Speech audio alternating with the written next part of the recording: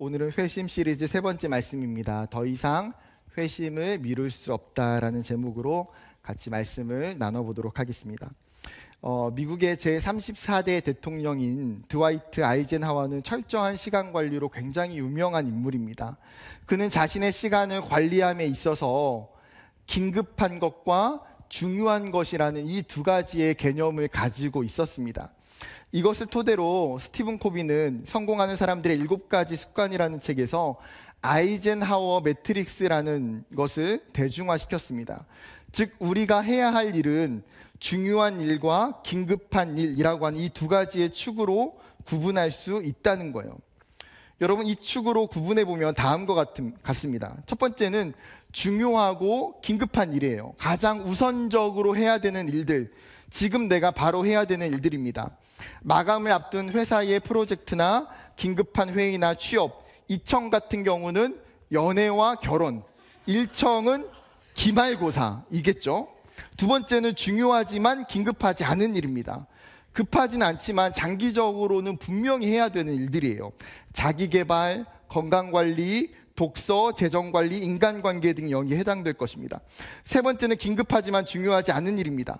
갑작스러운 약속이나 누군가의 부탁, 집안일 등은 중요하지는 않은데 급하게 요구되는 일들이에요.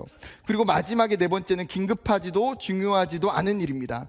SNS, 드라마, 게임, 인터넷 쇼핑, 친구와의 전화 등 사실은 안 해도 전혀 문제가 되지 않는 일들이 여기에 해당됩니다. 여러분, 우리는 한정된 시간 안에서 여러 가지 사회적인 역할들을 부여받고 살아갑니다.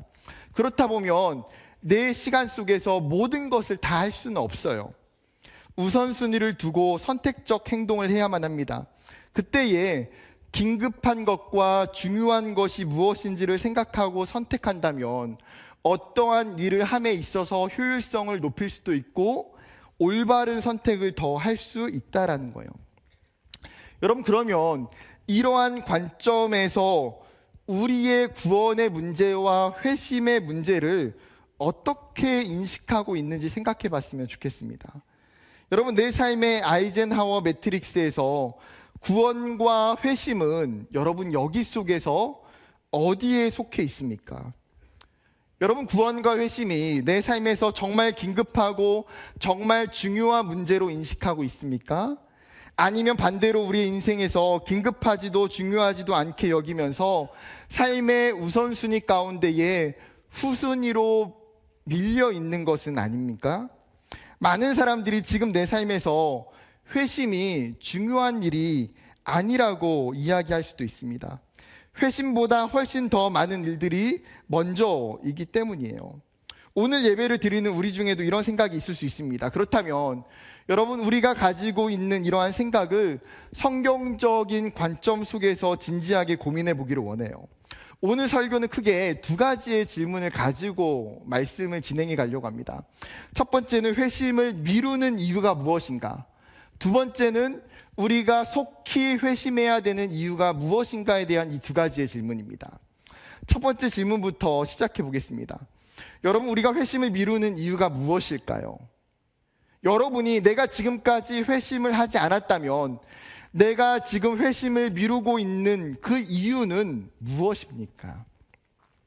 지난번에 회심의 장애물이라는 주제 안에서 회심을 미루게 되는 영적인 이유에 대해서 조금 살펴봤습니다.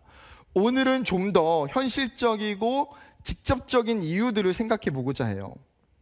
첫 번째는 이유는 지금이 편안하고 좋다는 거예요. 이미 교회와 세상 가운데에 양다리를 걸치면서 살아가는 것이 나에게 있어서 그렇게 나쁘지 않은 거예요.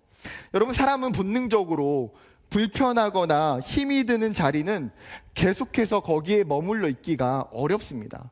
예를 들어서 불편한 친구나 안 친한 사람들과의 모임 속에 들어가면 어때요? 그 모임이 최대한 빨리 끝나기를 간절히 원합니다.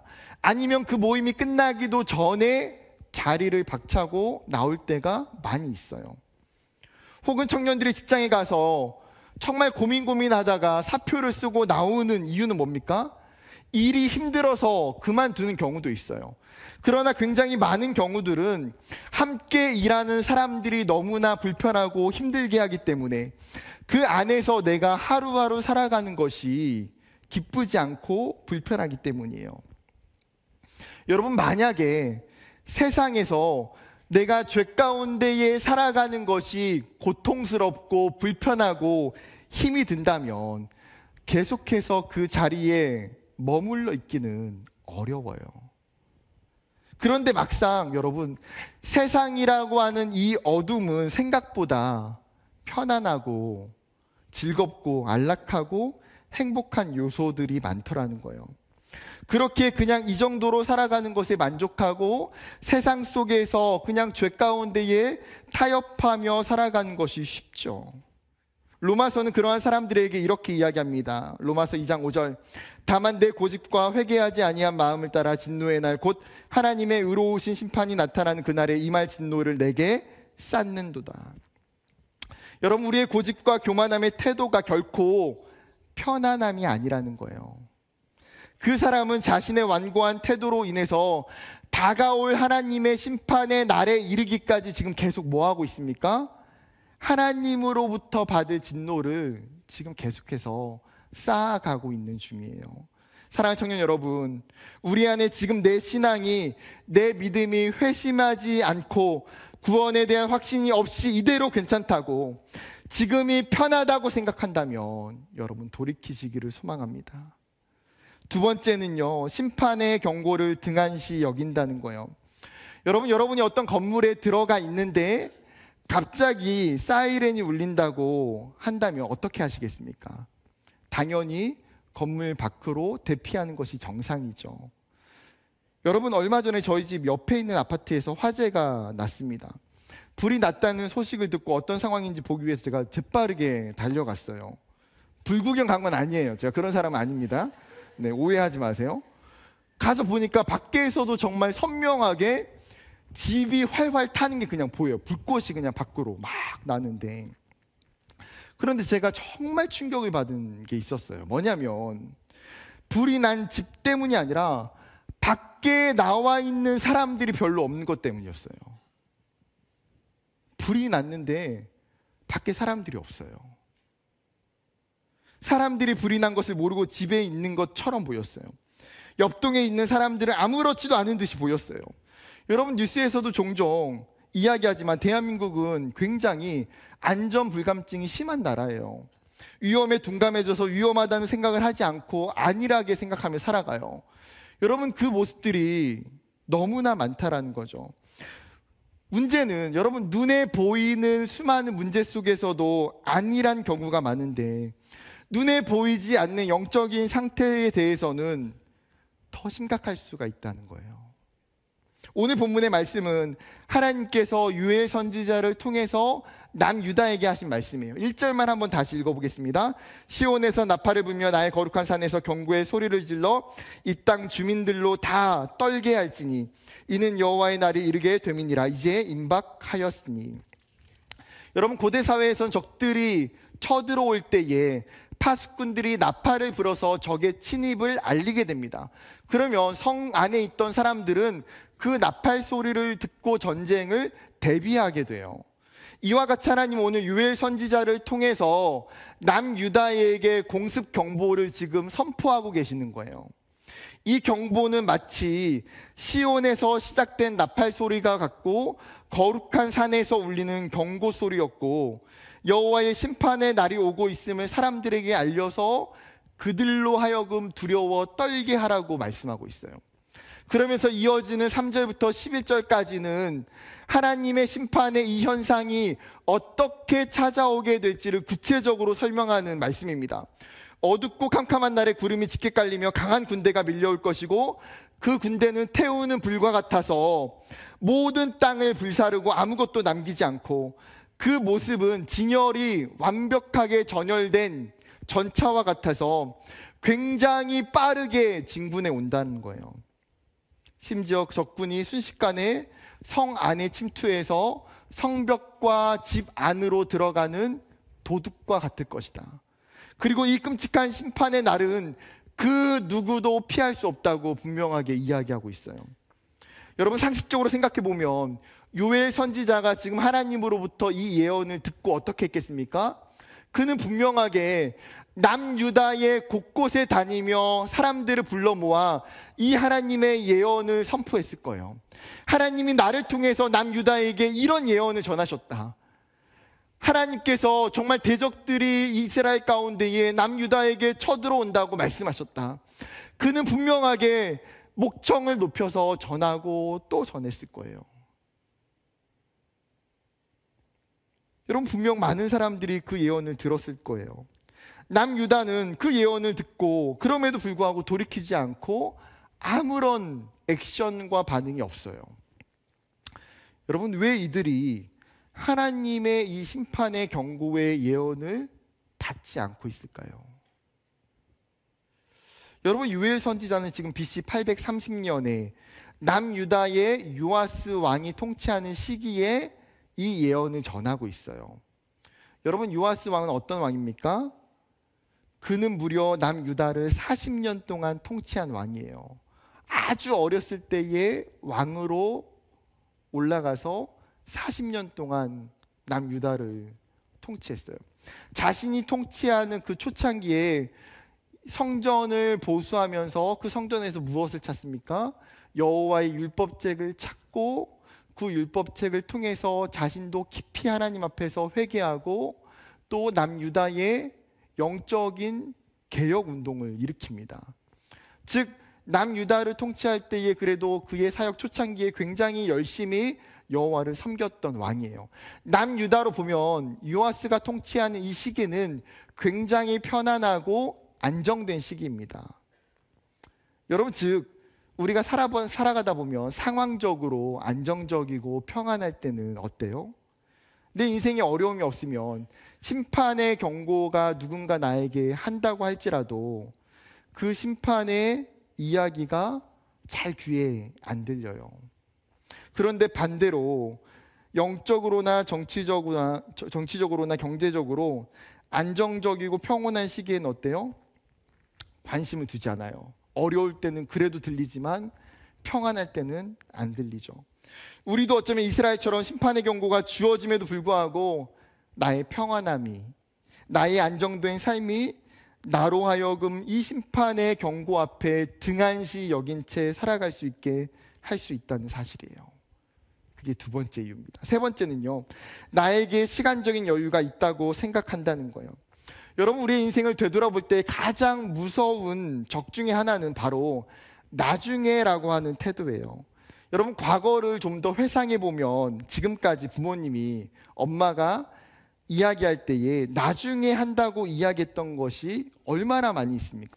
여러분, 그만큼 나중은요 기약이 없어요. 우리는 어쩌면 지금 나를 돌아볼 때에 후회한 게 있다면 내가 나중으로 미뤄뒀던 나의 선택들이에요. 나중에 미뤄두었던 수많은 미션들이 이제는 휴지통 속에 들어가 버린 항목들이 너무나 많기 때문에 이러한 모습이 이스라엘에도 나타나요. 하나님께서 에스겔 선지자를 통해서 이스라엘에게 경고하실 때에 이스라엘이 하나님께 뭐라고 이야기하는지 아십니까? 에스겔 12장 27절과 28절이에요.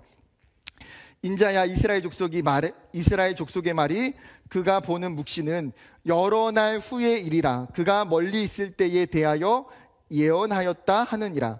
그러므로 너는 그들에게 이르기를 주 여호와의 말씀에 나의 말이 하나도 다시 더디지 아니할지니 내가 한 말이 이루어지리라. 나 주 여호와의 말이니라 하셨다라. 무슨 말입니까? 분명히 하나님의 예언과 말씀을 듣고 그들이 알고 있다는 거예요. 그런데 그것이 지금이 아니라 아직 먼 훗날의 이야기라고 그들은 치부하고 있어요. 아직 때가 아니고 멀었어. 아직 우리에게는 시간적 여유가 많이 있다고 착각하는 거예요.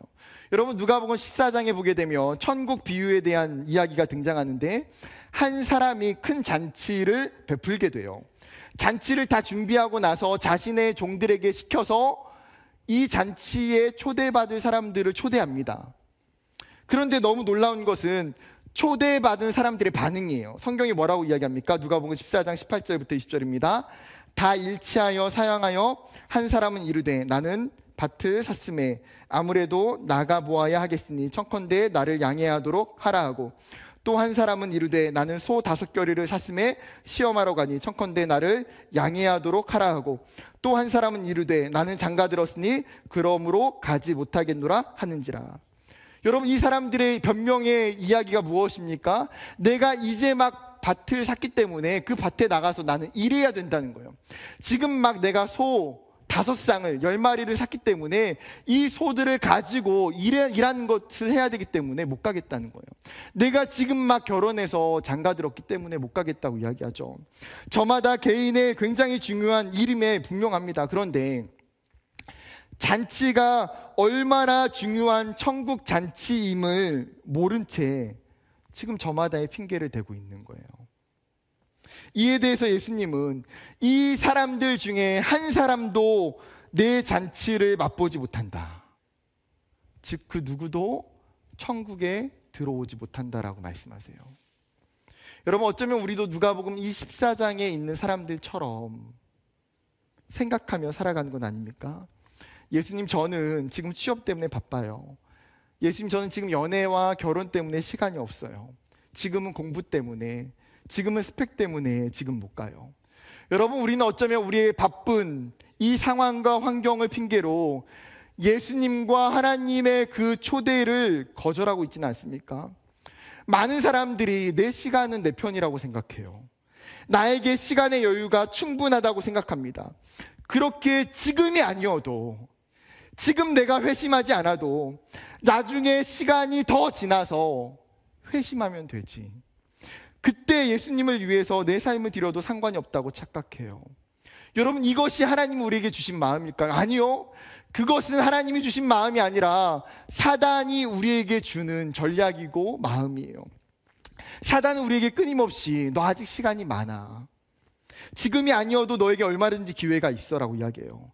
마치 십자가상에 있는 강도처럼 마지막에 가서 회심하면 된다고 설득해요. 여러분, 정말 십자가상의 강도처럼 마지막에 가서 회심하면 되는 겁니까? 박순영 목사님의 거듭남의 십자가라는 책에서 이 부분을 이렇게 설명해요. 제가 너무나 와닿아서 인용을 그대로 하겠습니다. 강도가 인생의 마지막 기회를 잘 잡아 구원받았듯이 자신의 인생도 그럴 수 있기를 바라는 것은 심각한 오산입니다. 자신에게 이미 주어진 회개의 기회를 미루며 본성대로 살다가 마지막에 회개하여 구원에 골인하겠다는 심사는 하나님의 은혜를 조롱하는 일입니다. 주님 곁에 그 강도는 자신에게 주어진 여러 번의 기회 중 마지막을 잘 잡은 것이 아닙니다. 그가 십자가에서 주님을 만난 것은 그의 인생에 허락된 첫 번째 구원의 기회였습니다. 여러분, 우리는 마치 십자가의 강도처럼 나중에 죽기 전에 믿으면 똑같이 천국 갈 수 있는데, 일찍 믿으나 나중에 믿으나 어쩌면 천국 가는 것은 똑같으니까 지금의 기회는 패스해도 괜찮다고 여겨요. 그런데 이것이 우리에게 아주 잘못된 착각이고 오해라는 거예요. 십자가상의 강도는 여러분, 그것이 마지막 기회가 아니었어요.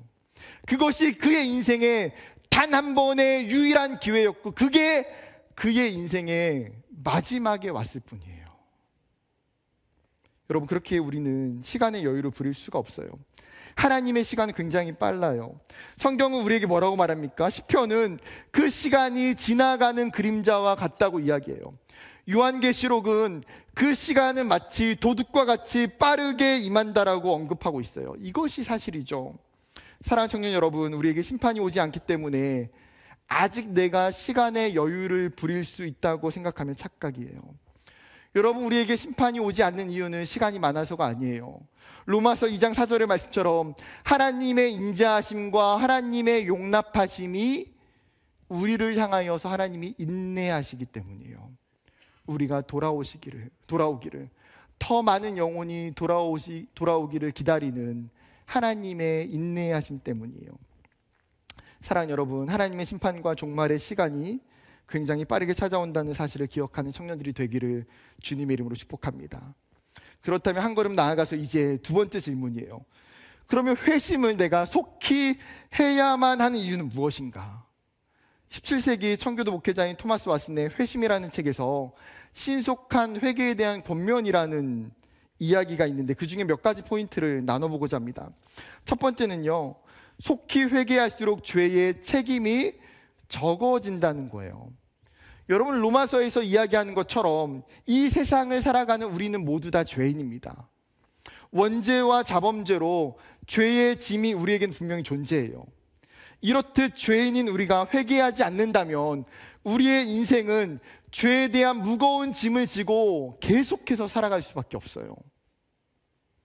죄의 문제가 해결되지 않은 채 반복해서 죄를 짓고 그 죄로 인한 고통과 그 죄로 인한 괴로움에 휩싸이고 그 죄에 대한 죄책감이 우리의 마음을 끊임없이 수도 없이 억누르며 살아가요.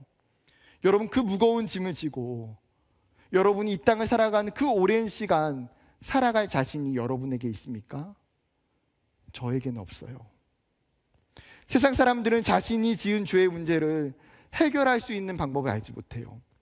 그러나 그리스도인들은 이 죄의 문제를 해결할 수 있는 방법을 알고 있는 사람들이에요. 성경은 우리에게 이렇게 이야기합니다. 요한일서 2장 1절 말씀, 쉬운 성경으로 읽어볼게요.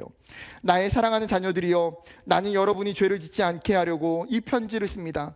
그러나 누군가가 죄를 짓는다 하더라도 우리에게는 우리를 도와주시는 예수 그리스도가 계십니다.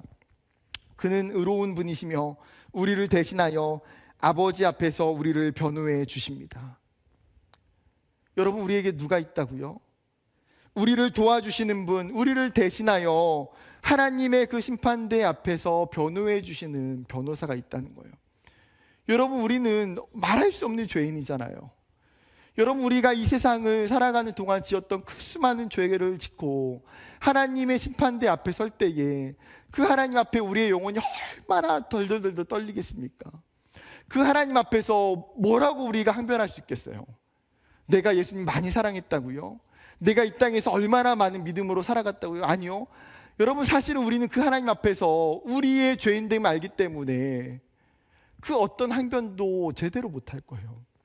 두려워서 한마디도 하지 못하는 그 우리 앞에 덜덜덜 떨고 있을 때에 우리의 옆에서 예수님이 우리를 위해서 변론해 주시고 우리를 위해서 다 변호해 주세요.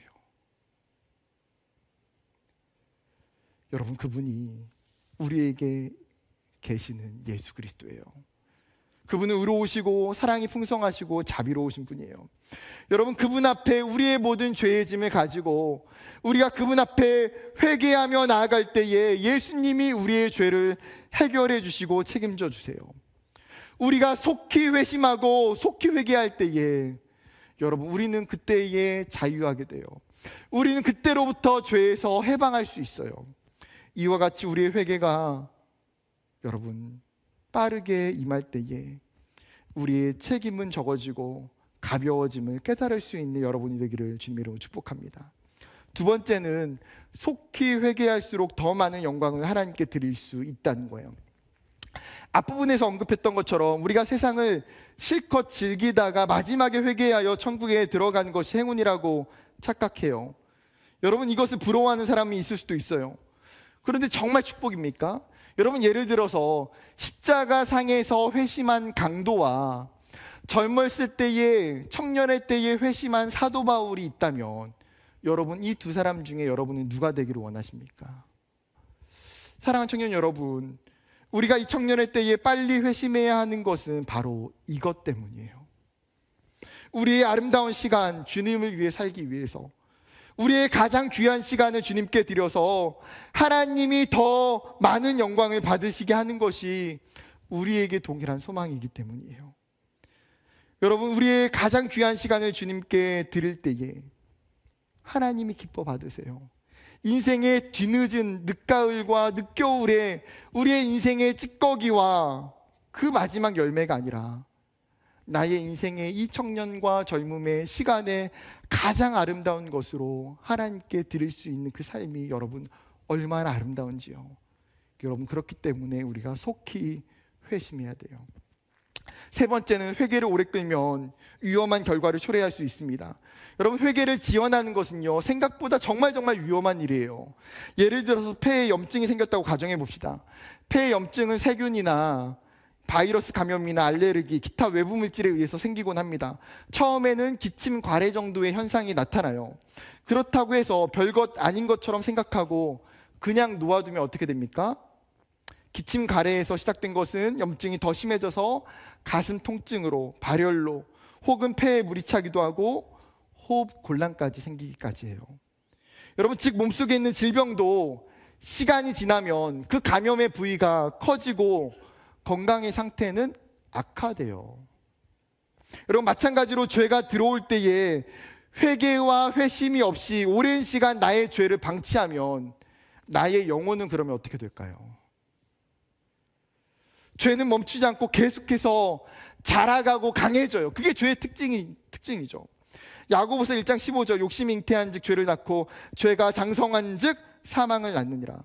여러분, 죄는 계속해서 커져갈 뿐만 아니라 그 죄가 결국은 우리의 삶을 지배하게 되고 그 죄로 인해서 우리는 사망에 이를 수밖에 없다는 거예요. 심지어 우리가 회개하지 않을 때에는 우리를 향한 하나님의 촛대가 옮겨져요. 계시록 2장 5절, 그러므로 어디서 떨어졌는지를 생각하고 회개하여 처음 행위를 가지라. 만일 그리하지 아니하고 회개하지 아니하면 내가 내게 가서 내 촛대를 그 자리에서 옮기리라. 요한계시록 2장은 에베소 교회에 하신 하나님의 말씀이에요. 분명하게 교회적인 의도가 있죠. 예배소 성도들이 회개하지 않을 때에 하나님께서 그 예배소 교회 가운데에 주신 그 사명과 그들의 존재성을 하나님께서 흩으시고 옮기시겠다는 거예요. 여러분, 이것은 단지 교회에만 하는 이야기가 아닙니다. 우리가 회개하지 않을 때에도, 우리 안에 회심이 없을 때에도 우리의 인생은 마치 어쩌면 옮겨져 버리는 촛대와 같을 수 있어요. 아무런 영향력이 없는 상태, 아무런 하나님과의 친밀감이 없는 관계가 상실된 상태, 하나님이 나에게 주셨던 그 사명과 그 부르심과 그 사역들로부터 이제는 배제된 상태, 즉 소망이 없는 상태에 이르게 돼요. 여러분, 우리가 회개를 미룬다면 우리의 인생은 비참한 열매와 결과들이 남게 되기 때문이에요. 마지막 네 번째는 개인적인 종말의 때가 빠르게 찾아올 수 있다는 거예요. 여러분, 우리가 종말이라는 개념을 생각할 때 흔히 예수님의 재림으로 보는 우주적 종말론, 보편적 종말론을 가지고 있어요. 당연히 맞죠. 궁극적으로 예수님이 재림하실 그때에 하나님의 심판이 온 세계와 온 민족과 온 열방 가운데에 임하게 됩니다. 그러나 종말은 우주적 종말로만 있는 것이 아니에요. 우리 개인의 삶이 끝날 때에 찾아오는 개인적 종말론이 존재한다는 거예요. 어떤 면에서는 하나님이 계획하고 계시는 그 우주적 종말론보다 우리 개인에게 찾아오는 개인적 종말론이 더 빨라요. 야고보 사도가 뭐라고 이야기합니까? 4장 14절, 내일 일은 너희가 알지 못하는도다. 너희 생명이 무엇이냐? 너희는 잠깐 보이다가 없어지는 안개니라. 맞죠? 여러분, 우리가 내일 일을 어떻게 알아요? 우리가 다음 달 일을 어떻게 알아요? 우리의 생명이 정말 잠깐 생겼다가 없어지는 안개와 같다라는 것이 너무나 맞아요. 그렇게 우리의 인생을 맹신할 수 없고 내 것이라 주장할 수 없죠. 누가복음 12장에 예수님께서 한 부자에 대한 비유를 말씀하세요. 한 부자가 정말 열심히 일했습니다. 열심히 일한 끝에 풍성한 소출을 거두게 돼요. 이 부자가 어떻게 생각합니까? 소출이 너무 많으니까 내가 지금 가지고 있는 이 창고는 작아요. 그러니까 이 창고를 헐고 더 크고 좋은 그 창고를 지어서 거기에 이 풍성한 소출을 저장하고 오랫동안 편하게 먹고 마시고 즐기며 살자라고 생각합니다. 그때 예수님이 20절에 이렇게 말씀하세요. 하나님은 이르시되 어리석은 자여 오늘 밤에 내 영혼을 도로 찾으리니 그러면 내가 준비한 것이 누구의 것이 되겠느냐 하셨으니. 여러분, 인생을 아무리 열심히 준비하고 대비해도 중요한 사실은 우리의 생명이, 우리의 영혼이 우리의 것이 아니라는 거예요.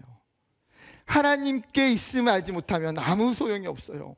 하나님이 우리를 지금 당장 부르신다면 우리는 내가 가지고 있는 모든 것 그냥 다 내려놓고 가야 돼요. 그리고 우리의 영혼을 주님이 언제 부르실지 우리는 알 수 없기 때문에 여러분, 개인의 종말이 찾아오기 그 전에 속히 회심해야 돼요. 이 땅에 숨을 쉬고 있을 이때에 속히 회심해야 돼요. 그것이 우리에게 필요한 영적인 태도인 줄 믿습니다. 사랑하는 청년 여러분, 말씀을 마무리하려고 합니다.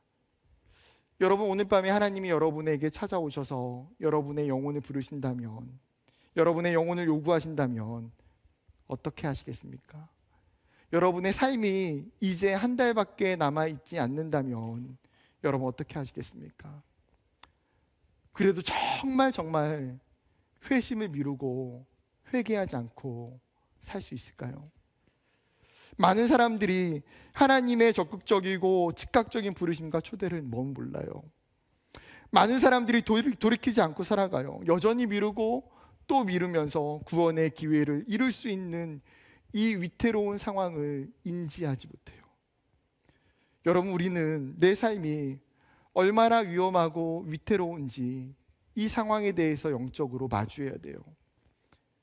내가 지금까지 이렇게 살았구나. 나의 완고한 마음과 교만한 태도 때문에 내가 지금까지 이렇게 살고 있구나. 이런 나를 보시면서 우리 주님은 너무나 안타까워하신다는 거예요. 하나님이 여러분에게 말씀하세요. 고린도후서 6장 2절.